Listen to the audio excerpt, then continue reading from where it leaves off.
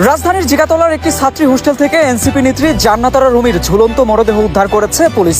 তিনি ধানমন্ডি থানা এনসিপির যুগ্ম সমন্বয়কারী। মরদেহ উদ্ধার করে ময়নাতদন্তের জন্য ঢাকা মেডিকেলে পাঠানো হয়েছে। এটি আত্মহত্যা নাকি হত্যা তা খতিয়ে দেখবে বলে জানিয়েছে পুলিশ। আচ্ছা, এই যে এটা ওই মালটা না, ওই যে যেই মালটা ওই যে কয়দিন আগে একটা বয়স্ক মহিলা মার বয়সী জয় বাংলা স্লোগান দিছিল দেখে তাকে পাইপ দিয়ে বেড়াইছিল। আর সবচেয়ে মজার বিষয় কি জানেন, যে ওই মহিলাকে প্রশাসন প্রোটাক্ট দিয়া গাড়িতে নিয়ে উঠাইছে। উনি প্রশাসনের গাড়িতে বসে জয় বাংলা জয় বঙ্গবন্ধু স্লোগান দিছে। এ সুত মারা নিয়ে কট খাইয়া লাইছে। আই হায় ভাই, বিষয়টা কেমন জানি সুদলিং পং হয়ে গেল না?